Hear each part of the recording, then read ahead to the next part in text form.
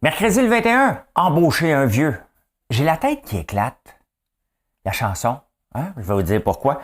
Je vous présente la bouffe Wordo un petit peu. Hein? Vous êtes mieux de ne pas manger en écoutant le show, en tout cas les insolites. Bon show.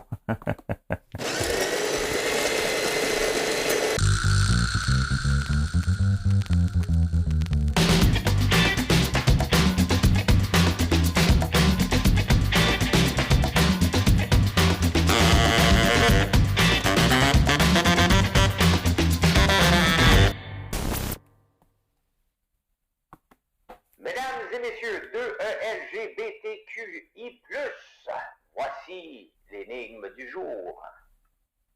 Hey, l'énigme du jour, j'aurais pu en faire deux, hein, parce que j'ai déjà écrit un texte par rapport au 21 décembre 1994.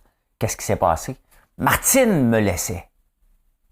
Et ça m'a permis d'être... des fois, il faut voir les séparations. J'avais écrit un beau texte qu'il faudrait peut-être que je ressorte mon texte à chaque année que je fais ça. Je vais fouiller ça tantôt. Mais c'est pas ça l'énigme, c'est pas ça l'énigme. Le 21 décembre 2005, la Cour suprême autorisait ce genre de bars. Quels sont ces bars-là? Hein? Je vais vous répondre tantôt.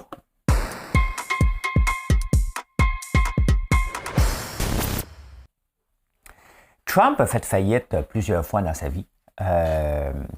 Puis il a toujours vu ça. Ah, c'est pas de problème, fait faillite, pas moi. Dans le fond, c'est pas... si on peut comprendre, là, c'est un serial loser. Il va-tu me poursuivre? Ben, je l'ai lu dans un journal, je fais juste rapporter la nouvelle. Ici, Pierre Bruno. Trump serait un serial loser. Mais là, ça a l'air qu'il va être accusé. Hein? C'est sûr que, tu sais, si tu regardes les démocrates, ils vont tout faire pour qu'il soit accusé de ne pas l'avoir d'impact en 2024. Là. Mais à un moment donné, ça en fait par rapport au 16 janvier. Donc, il y a été une perquisition à FBI. C'est la première fois qu'un ancien président fait ça. Et là, sa famille, son entreprise est accusée, mais personne dans son entreprise. Et là, il va être accusé probablement personnellement. Donc, ça serait drôle de voir Trump avec des menottes en prison. Un peu comme SBF, hein? Le rich kid qui devait être trillionnaire, plus riche que Warren Buffett, maintenant il est en prison puis il attend son tour. Des fois, là, quand les gens ambitionnent un petit peu trop, qu'est-ce qu'on dit? Ben bon, hein? On dit ça, tiens. Merci. Hey, la COP 15, we have a deal. La COP 15 a un deal tôt ce matin. Tôt hier matin. Un deal. Ouais, j'ai regardé. Tu sais, c'est comme... OK, bon, parfait. Pour améliorer la compagnie, on va faire le numéro 1. Là, on va aussi changer les poubelles de place. Là, ce qui est important, c'est d'avoir la bonne luminosité. Là, il ne faudrait pas oublier non plus de tasser, de s'assurer que les gens sont au courant, sont où les poubelles. Là, après ça, c'est qui va ramasser les poubelles? Là, tu lis ça, tu te fais comme... My God, il a envoyé un email à tous. Hein? La seule chose que je retiens, c'est que gaspillage alimentaire, il faut réduire ça de 50 %. Bon, c'est assez réglé, là, 50 %. Comment ils vont faire ça? En partant, si tu ne veux pas gaspiller alimentaire ta bouffe, ils disent de réduire. On va faire réduire les portions. Tu sais, on le voit, là. Tu sais, des fois, une gang de personnes qui se mettent ensemble. Comment qu'on peut régler ça? Régler le gaspillage alimentaire! OK. Comment? Bon, on va dire aux gens de réduire leurs portions. Ben oui, quand même, le taux d'embonpoint chez les hommes est de 69 % par rapport à 93, qui était de 13 %. Moi, c'est le contraire. J'ai été en bon point en 93. Je ne le suis plus aujourd'hui. C'est vrai en plus. C'est à ce moment-là que je pesais 200 livres avec une bonne bedaine. Mais il faut que je fasse attention. Hein? Et je suis dangereux. Moi, je suis dangereux pour moi-même dans l'usine. C'est que ça sent le bang, ça sent le popcorn, ça sent bon. Fait que une chance que je jeûne, mais quand j'arrête de jeûner, je pense que maintenant, quand je vais travailler à l'usine, je vais jeûner jusqu'au souper. Tu sais, quand que je suis sorti de l'usine, je reviens plus après. Fait que la réduction du gaspillage alimentaire, ça passe comment? Hein? Ça passe par l'éducation, tout simplement. Il va falloir remettre à travers la planète des cours d'éducation, comment cuisiner, comment ne pas gaspiller, comment amener, respecter la viande qu'on mange jusqu'à la fin en faisant entre autres des bouillons d'os, en gaspillant rien. Il va falloir faire ça à un moment donné. Hein?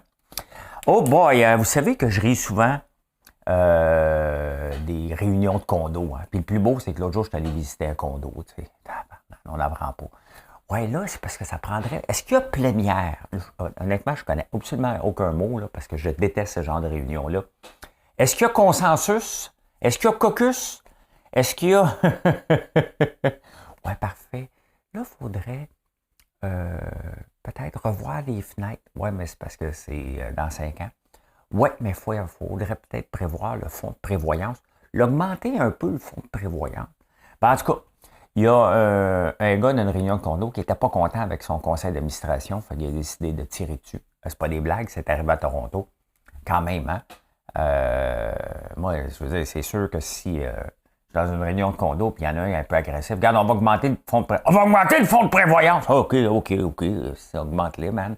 Pour mourir ici à soir. Mais il y en a tué 5. Quel bozo, hein? Quel bozo. Hein? C'est ça, les réunions de condo, hein?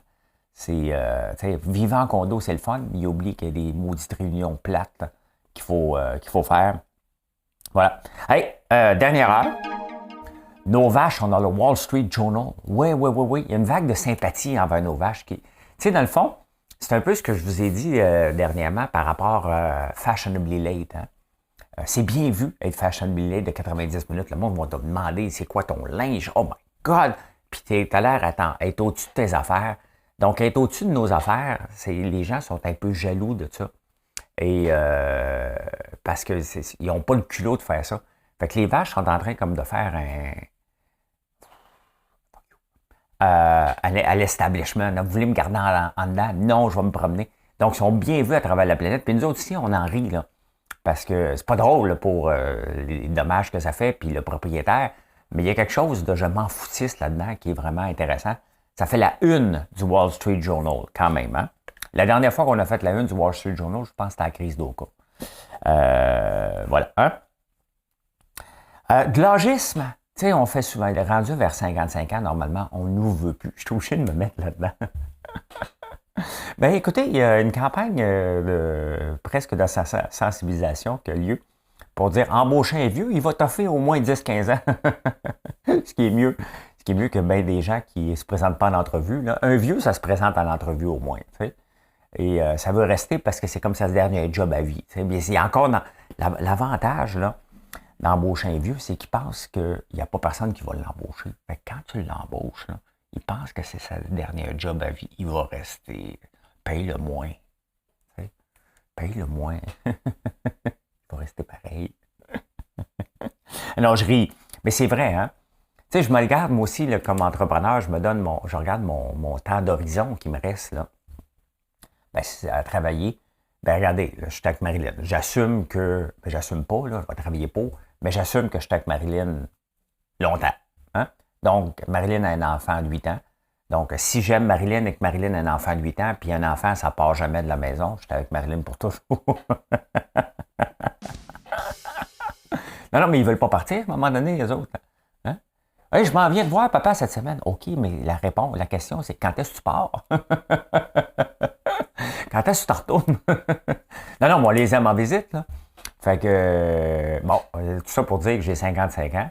Donc, je travaille encore jusqu'à 65-70 avant de passer à la relève. Je suis comme un peu la reine Élisabeth pour ma génération qui voudrait prendre la relève de l'entreprise. Non, il s'en va pas à la retraite, lui. Non. Eh bien, Jeff Bezos, personne n'écoute Jeff Bezos. Jeff Bezos a dit l'autre jour, c'est pas le moment d'acheter une TV de 55 pouces, achetez-vous du popcorn. Non, acheter du popcorn, c'est moi qui ai rajouté, là. Mais il a dit, c'est pas le temps de vous acheter une TV de 55 pouces à 2000$, là. Calmez-vous les nerfs. Quand tout à coup, il y a eu la Coupe du Monde et l'augmentation des télévisions de 55 pouces et plus a plus que doublé mondialement. C'est quand même drôle qu'il dit ça au moment, puis tout le monde y fait. Nous autres, on va écouter à la TV la Coupe du Monde sur un écran géant. Fait que, ouais, ben c'est ça. Hein. De toute façon, un écran de 55 pouces, c'est pas mal ça la norme maintenant. Là, tu sais. Qu'est-ce que j'ai marqué ici?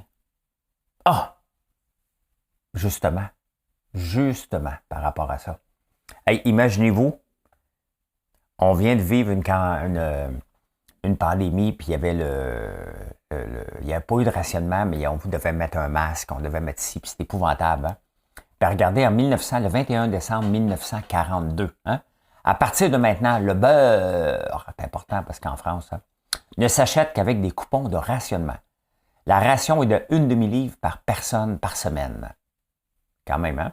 Et en faisant un peu de recherche, je suis tombé là-dessus. Il y avait un livre qui s'appelle Wartime and Peacetime Recipes. Qu'est-ce qu'on fait? Parce que là, regardez, l'inflation est là. Donc, qu'est-ce qu'on fait? On est un peu comme en guerre au point de vue de l'augmentation des prix. Donc, qu'est-ce qu'on fait? Bien, les gens utilisaient du gras de bœuf au lieu du beurre pour faire de la cuisson. Hein? Le Swift de bœuf. Donc, c'est intéressant comme livre et ça me tente presque d'écrire mon prochain livre de recettes là-dessus. Avez-vous acheté mon livre de recettes? Je vais le mettre dans le lien en haut. Là. Mais je trouve ça intéressant parce qu'il y a moyen de faire plus avec moins et c'est exactement ce que ce livre-là faisait, Wartime and Peacetime Recipes. Donc, qu'est-ce que tu peux faire? Est-ce que tu jettes la graisse de bacon ou tu la réutilises? Bon, dans le temps, c'était le bacon, mais il reste. Parce que le problème en ce moment, c'est pas la graisse de bacon, c'est d'acheter le bacon qui est problématique. Donc, le rationnement, donc, tu avais un coupon le 21 décembre, tu avais ton deuxième coupon le 28 décembre, ainsi de suite, etc., etc. Hein? C'était en 1942 pour la guerre. C'était tiré de l'Action catholique du 21 décembre. C'était le livre, le journal. Hey, le 21 décembre 1974, on retrouvait le cœur du frère André qui était volé en 1973. Ça me fait tellement... C'est tellement dégueulasse. T'exposes un cœur en partant. C'est weird en tabarnouche. Hein? Puis il y a quelqu'un qui va le voler, ce qui est encore plus weird. Québec!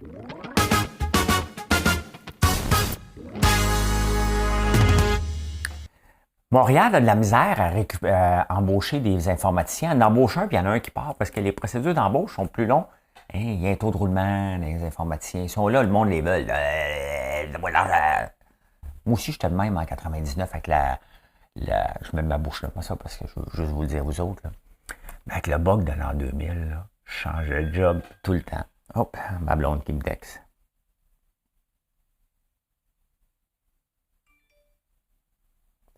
On va mettre ça, silence. Je changeais de job tout le temps, on m'offrait 5000 $ tout le temps de plus, ou plus en plus. Fait que c'est ce qui se passe en ce moment. Il y a une pénurie, les gens changent. C'est sûr qu'ils sont à la Ville de Montréal, ils regardent les avantages, ils disent OK, parfait, je suis bien payé, mais il manque de challenge. Parce que c'est pas tout, hein. Ça prend un défi, puis il y a des défis. Tu peux aller créer des games, tu peux aller écrire toutes sortes de logiciels d'intelligence artificielle. D'ailleurs, l'intelligence artificielle vient d'avoir un méchant gros coup de main. Là. ChatGPT, là, c'est pas pire pantoute. Et c'est ce que ça nous prenait pour l'intelligence artificielle, justement, d'avoir quelque chose, mais ça sert à quoi? Ben là, on a un langage, on peut parler avec une machine, presque, mais elle ne connaît pas François Lambert. Je sais que c'est narcissique, là, mais elle n'est pas prête. Elle n'est pas prête encore. Fait que, ouais, les informaticiens, c'est dur à recruter. Partout, pas juste à la Ville de Montréal. Tu sais, des fois, on a tendance à regarder que notre petit nombril. Ben non, c'est pas juste notre petit nombril, hein. C'est l'ensemble du marché qu'il faut regarder. Hein. Voilà. Hein? Écoutez, l'opposition est fâchée parce que Valérie Plante, elle ne sait plus comment aller chercher de l'argent. Fait qu'elle veut enlever les bip-bip des camions la nuit hein, pour faire remorquer plus d'autos. C'est ça qui est sous-entendu. Et elle veut augmenter quand tu stationnes dans une place handicapée où tu n'as pas le droit, c'est le ticket en ce moment est de 234$. Elle veut le monter à 271$. L'opposition ne veut pas. Parce qu'à un moment donné, OK, tu n'as pas le droit de te stationner là, mais il y a une limite à combien ça vaut. Hein? Et là, elle, hein, parce qu'elle ne sait plus où aller chercher des taxes, et elle dit « Ma tête est en train d'exploser en ce moment. J'ai la tête qui éclate, je voudrais seulement mourir. » Sur l'asphalte. T'as un peu. Serveuse automate, hein? Automate. Parole.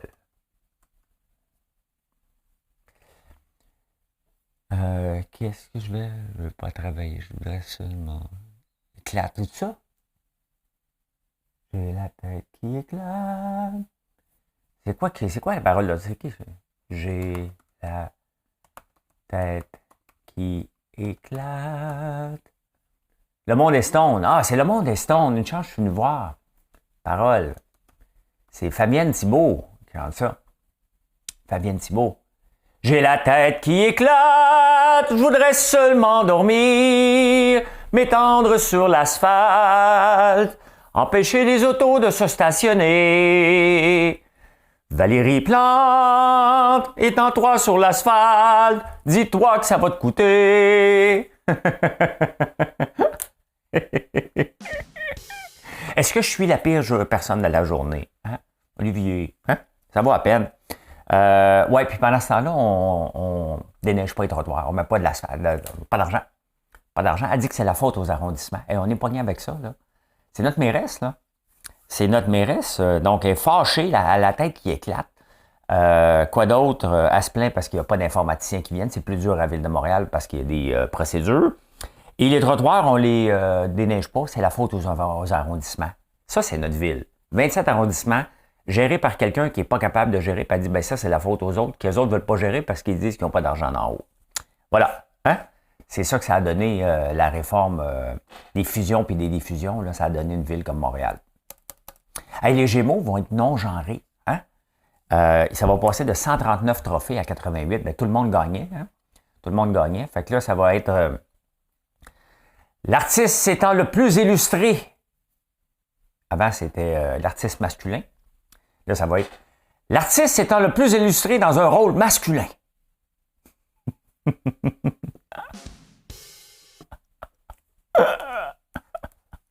Ben, tout le monde gagne. Hein? Tout le monde gagne. C'est comme les BBM de radio. Hein? Tout le monde finit par gagner là-dedans. Fait que, voilà. Hey, Fitz a fait un don testamentaire. Là, il est en maudit après le Journal de Montréal parce qu'il dit « Les fêtes personnelles, c'est pas de tes affaires. » Bon. Fitzgibbon est responsable de la région de Montréal. Et il y a un très bel article qui explique très bien dans le Journal de Montréal de Michel Girard. Fitzgibbon est ministre à peu près de tout. Okay. Nomme quelque chose, là, c'est lui qui est le boss d'Hydro-Québec. D'ailleurs, il a dit à Hydro-Québec, ça on veut pas ça, ça on veut ça. Ça va prendre combien de temps avec Sophie Brochu démissionne, selon vous? Ben, elle n'a pas d'autre job, là, mais si elle avait un autre job, combien de temps qu'elle attend? Est-ce qu'elle est en train de regarder un autre job aujourd'hui? 100%. 100% qu'elle veut sacrer son camp de là. Elle n'a aucunement les coups des franges, puis elle est obligée de subir ce que Fitz décide. Fitz donne un don testamentaire. Ça veut dire qu'il a fait une annonce. C'est comme si moi, je faisais une annonce. Je donne 5 millions quand je vais mourir. C'est ça un don testamentaire. Fait que tu ne donnes pas une scène tout de suite. Tu fais l'annonce en ce moment. Tu as l'air brillant. Et quand tu fais un don, là, un don reste. Si tu veux pas, si tu n'es pas là pour aller chercher de la publicité, pour montrer comment tu es bon, tu es fin, tu es intelligent, tu es smart, ben, tu le fais privé. Tu n'es pas obligé de l'annoncer. Donc, lui, il fait une conférence de presse. Il l'annonce, son communiqué. Je fais un don personnel. Les HEC disent, il fait un don personnel. Mais le bonhomme peut mourir dans 40 ans, là. Donc, pour le moment, il a juste l'air brillant de faire ça. Hein? Ça ne coûte pas une scène. Quand il va le donner, son don, qu'est-ce qui va se passer? Bien, il va avoir un 2,5 millions en crédit d'impôt de notre argent. Fait que c'est pas un don personnel. C'est pas un don. Il aurait pu attendre après d'être ministre. Il ne sera pas ministre jusqu'à l'âge de 100 ans. Il aurait pu attendre après. Fait que non, c'est de l'opportunisme de Fitzgibbon. Et le Journal de Montréal fait bien de courir après. Il aurait pu attendre. Il aurait pu attendre. Est-ce qu'il voulait envoyer un message fort? Donc, il est en train de dire aux autres universités, moi, je privilégie les HEC. C'est ceux qui étudient là, il y a déjà un préjugé favorable. Mais il est obligé de le faire pendant qu'il est ministre? Bien, c'est ça. C'est ça que le Journal de Montréal leur dit, puis ils ont raison de se questionner par rapport à ça. Tomber sur la tête.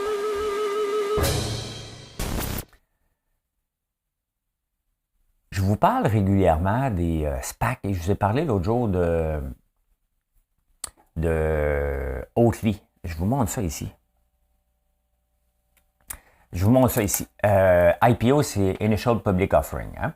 Et on peut regarder 4 compagnies. Tu as Oatly qui fait du lait d'avoine. Tu as Loan Depot. Tu as Weber, les barbecues. Et tu as Miss Fresh. Hein? Regardez Miss Fresh qui valait 300$. Ça vaut 2,31$. À peine 200 millions de valorisation. Miss Fresh, je ne savais pas, c'était chinois. Saviez-vous, vous autres? On les voit ici aussi. Hein? Non, c'est HelloFresh qu'on a ici, je pense. Il y en a eu 600 nouvelles compagnies qui sont allées à la bourse en 2020 et 2021. Et vous voyez, quand on regarde ces graphiques-là, et le hype, tu sais, des fois, tu dis, hey, je vais y aller parce que le marché est chaud, puis il est hype, puis moi. Le problème, c'est que les gens, pour aller à la bourse, disent, hey, nous autres, on s'en va là, puis on va ouvrir des usines, un peu comme Oatly. On va ouvrir des usines. Le problème d'Oatly, c'est pas le produit, c'est qu'ils ne sont pas capables de fournir à la demande, puis ils ont fait tellement de publicité qu'ils ont amené des gens dans le marché. Donc, ils ne sont plus les premiers aux États-Unis. Et c'est ça que je dis régulièrement.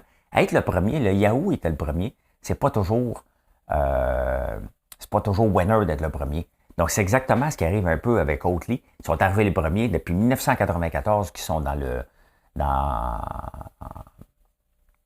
lait d'avoine. Ils ont été à la bourse, c'est parti avec un hype et ça a descendu. Le problème, c'est que si tu tombes en bas d'une pièce, comme Oatly est à veille de faire maintenant, tu ne peux pas garder ton listing sur la plupart des bourses de Nasdaq. Donc, c'est soit que tu fasses un investissement. Là, ils ont coupé la dette, ça a augmenté un peu. Weber aussi. Donc, tu ne peux pas rester là. Loan dépôt, c'est la même chose. Donc, tu ne peux pas rester à la bourse en bas d'1 $. Et qu'est-ce que ça envoie comme signal aux acheteurs? Regardez, moi, un camion que j'aurais aimé acheter peut-être électrique, c'est Rivian. Quand je regarde la courbe de Rivian, qui est à la bourse aussi via un SPAC, un Special Purpose Acquisition Company, bien, ça descend.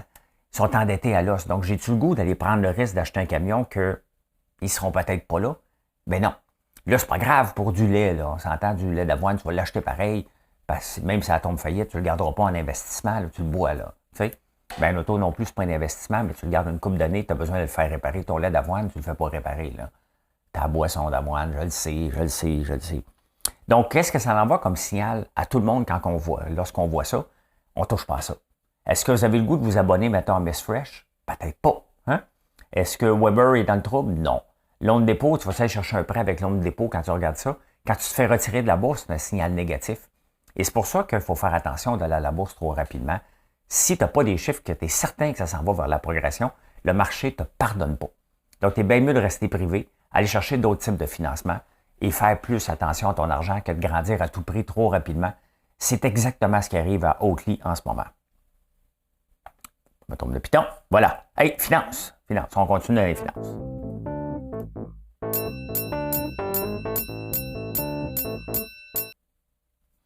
Le papier journal est de plus en plus cher, puis il y en a de moins en moins de journaux imprimés. Pourquoi? Parce qu'il y en imprime tout simplement. Il en sort de moins en moins, tout simplement. C'est un oligopole. Il y a seulement 3 joueurs majeurs, Resolute, Kruger, puis un autre, peut-être Cascade, au Canada. Donc, ils se partagent la part du gâteau. Est-ce qu'il y a une collusion? On ne peut jamais dire ça. C'est des accusations graves de dire une collusion. Mais quand on regarde le prix qui part de 605 à 920 $ la tonne, alors que tu as seulement 3 joueurs, puis il y a de moins en moins de papier journal, tu dois te poser comme question, mais qu'est-ce qui se passe? Et d'ailleurs, qui parmi vous lise encore le journal papier? Il y en a-tu encore? Moi, je le lis mais aller au dépanneur, l'acheter, c'est quand même le fun de lire un journal, mais qui le lit encore sur papier? Avec tout, comme le show que je fais, je vous fais une lecture des journaux avec des opinions, là, mais qui l'écoute? Me le direz, qui achète encore le journal? Peut-être pour comparer ce que je dis, si c'est vrai. Hein? Donc, voilà. Hey, Éric Asselin, qui est l'ancien numéro 2 de Norbeau, qui était dans le film Norbeau, qui était accusé, il était redevenu courtier hypothécaire, puis là, il s'est fait enlever sa licence. Mais qui c'est qui faisait confiance? T'es pas le gars, j'ai vu quelque part, toi? Ouais, c'est moi. Ah, t'es le gars de la télé, là, avec Norbeau? Ah, ok, parfait, je vais te donner mes... je vais te donner mes prêts. Voyons donc. Faites attention. Il s'est fait accuser. Ben oui, quand t'es crosseur toujours, là. Tu peux pas sortir un jour faire quelque chose aussi crosseur que Norbeau puis retravailler dans le même domaine en pensant que t'es devenu droit, là. Ben non. Il fallait voir le rôle qu'il jouait là-dedans, là. Ça n'a pas de sens, hein? Hey, Twitter qui demande de l'argent, ils ont envoyé un email à tous les investisseurs qui étaient là avant. Vous t'arrêter un petit peu d'argent à nous prêter parce que ça va pas bien chez Twitter. Mais, tu sais, on peut le voir encore, puis, tu sais, s'il y a quelque chose que j'essaie de vous éduquer à travers mes chroniques financières, c'est de faire attention à la dette. Hein? Il y a des limites à aller chercher une dette. Le taux d'endettement de Twitter est de 1,13. 1,13. Donc, ça veut dire que par rapport à l'équité, par rapport à ce qu'il vaut, à ses valeurs, puis sa valeur diminue de plus en plus, il y a 1,13 fois plus de dette mettons qu'une maison. Mettons que ma maison, elle vaut, je sais pas moi, 1 million. C'est comme si j'avais 1 200 000 d'hypothèque dessus. Donc, c'est certain que si on rappelle mon prêt, je ne suis pas capable de la payer. Donc, je suis 200 000 $ dans le trou. C'est ça, Twitter. Twitter paye 1 milliard par année de dette. C'est énorme. Il y a une dette de 18,5 milliards. C'est juste une foutue application avec un paquet de monde qui voyait grand, qui le laissait aller total. Il était à la bourse. Et voilà ce que ça donne. 18,5 milliards. 1 milliard de dettes par année. Comment veux-tu t'en sortir? Juste pour break-even, ça prend 1 milliard de publicité par année. Ça n'a pas de sens. C'est impossible. Impossible que ça peut ne pas faire faillite, Twitter. Il va falloir qu'il y ait une réorganisation de la dette. C'est impossible. Ils pompent de l'argent à l'infini là-dedans juste pour payer la dette. Je ne sais pas pourquoi faire acheter ça. Honnêtement, des fois, tu regardes et tu te dis, j'ai-tu vraiment le goût d'aller là? T'sais? Pourquoi il est allé là? Parce qu'il a ouvert sa grande trappe, puis il est allé, puis il n'avait pas tout regardé les chiffres. Il y a quelque chose qu'il n'a pas fait, là. Ça n'a pas de bon sens. Ça n'a pas de bon sens. Considérant que le modèle de publicité des réseaux sociaux est en diminution constante, avec une dette aussi grande, j'aurais pas acheté ça, moi. J'aurais jamais acheté ça. En parlant d'acheter, Mondelez, qui fait les Oreos, avec mes bouchées de gaufre, je veux leur enlever un milliardième de part de marché. Là, mais mes bouchées de gaufre, c'est ça que je veux. C'est ça que je veux faire avec. Être dans les dépanneurs pour qu'au lieu d'acheter un sac Oreo, que vous achetez un sac de bouchées de gaufre. J'ai le droit. Hein? Vient de vendre toutes ces gommes Dentine Trident. Je pense que c'est Mondelez aussi qui fait la gomme au savon aussi. Mais il vient de vendre ça pour 1,35 milliard. C'est quand même surpris que ça ne vale pas plus que ça parce qu'il vend quand même 15 fois les bénéfices, ce qui est énorme. 15 fois, normalement, une entreprise, là, à 5 fois les bénéfices, c'est bon. À 7 fois les bénéfices, c'est excellent. 15 fois, c'est sûr que en 2020-2021, le marché de la gomme a diminué beaucoup. Les snacking, popcorn, comme les produits que je fais, ont augmenté énormément parce qu'on s'est gâté un peu, mais on ne pouvait pas de la gueule. Fait que la gomme, c'est juste bon quand tu es en public, puis avec, c'est vraiment plus. Avec la pandémie, on a acheté moins de gomme. C'est sûr, tu as un masque, ça va mal, manger de la gomme, et tu peux manger des oignons chez vous, tu es tout seul chez vous. Donc, le marché a diminué, donc c'est probablement pour ça qu'ils vendent 15 fois les bénéfices, parce que normalement, on ne va pas dans ces ranges-là, du tout. Insolite!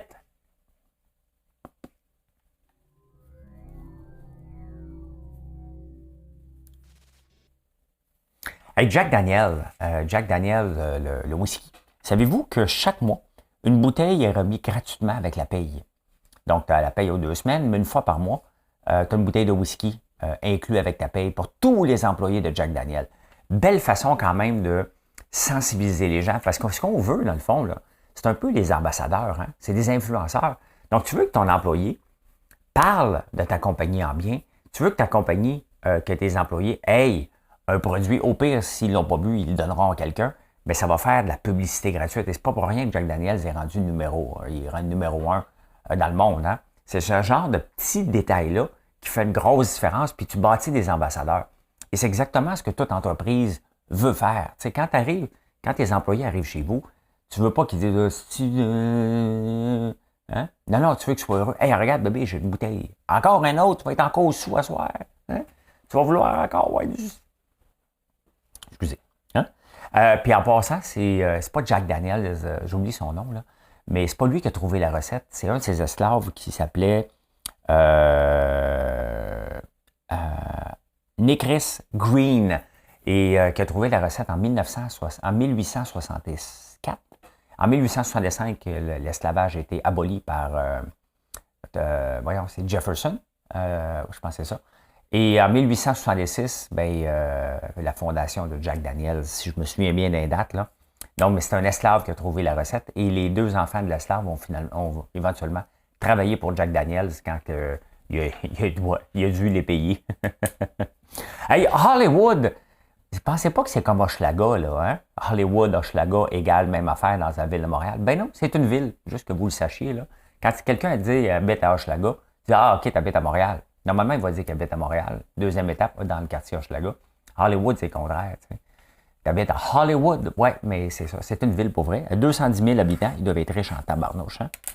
Oh, les gens qui dansent, j'ai tombé là-dessus, une statistique, sont plus susceptibles d'avoir une meilleure estime de soi. Je ne dois pas avoir une grosse estime de moi parce que je danse pas. Moi, ça fait des années. À un moment donné, je me suis demandé pourquoi je dansais. Là, j'ai un pas. Vous m'avez vu à Rave Brother, hein? J'ai juste un pas, moi. On lève un pas, on lève un pied, on baisse un pied, on lève un pied, on danse un pied. Ouais, ben c'est ça, j'ai pas d'estime de moi. J'ai pas d'estime de moi, pantoute. Hey, savez-vous qu'on mange on mange de la viande avariée? Hein? On mange des affaires qui sont rotten, qu'on dit en anglais. Ben, parmi le premier qu'on mange, il y a le bœuf âgé, le age bœuf, demi-bilingue. Ben oui, on le mange de façon... ça fait 3 semaines que c'est à la tablette, donc techniquement, il y a un peu de croûte dessus, on enlève la croûte, puis c'est l'intérieur. Le fromage Roquefort aussi, il y a du moisi dessus, hein, le bleu. Et le miso aussi, puis la choucroute, c'est toutes des affaires qui sont passées date, hein, qui sont sûres, dans le fond. Quand quelque chose est trop sûr, ben, c'est ça, hein, c'est passé date. Maintenant, j'ai quelque chose à vous montrer. Quand je parle comme ça, c'est parce que j'ai haut le cœur un peu. Je vous montre ici. Bon, on revient sur Wartime and Peacetime Recipes, ça m'intéresse, ça. Most Disgusting Food, OK. Bon, en partant, tu as le Gomutra en Inde. Le Gomutra, c'est l'urine de vache. Oui. Le drinking, boire ça fait des milliers d'années. Je pense qu'on ne leur a pas dit que c'était pas bon. C'est pour, tu sais, la médecine ayurvédique, il y a des thés ayurvédiques et tout ça. Là. Ben, c'est pour des choses thérapeutiques. La vache est sacrée là-bas. Hein? Je suis sacré en tabarnouche, moi, je bois ça. Attends un peu, là, c'est complètement dégueulasse. Le Tsong Sul, ancienne de la Corée du Sud, c'est du pipi d'un enfant entre 4 et 7 ans, réfrigéré pendant 3 à 4 jours avec de l'eau. Et tu le fermentes overnight. Après ça. La poux. Start to smell incredibly. Ah non, t'as peu. De poux. Ah non, c'est de la shit. Oui. Oui, c'est ça. With water. C'est ça, c'est de la shit. C'est pas du pipi d'enfant. Ah, du baby mouse wine. Mais pourquoi pas mettre des petites souris aussi, puis boire ça, ça fait toujours du bien. Un monkey brain. Pourquoi pas un cerveau de... Ah, le Virgin Boys Egg. Donc, des taparnouches, hein. Young boys' urine is collected in school. Ah, ben voyons donc.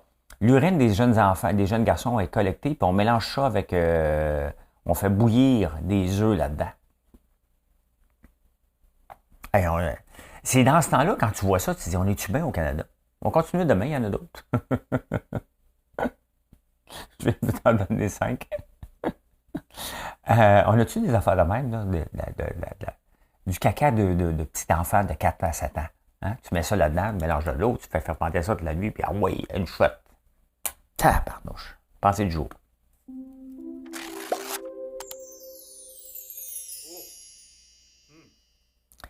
La question à 1000 $, on dit souvent ça, là, la question à 1000 $, mais la question à 1000 $ aujourd'hui, hein?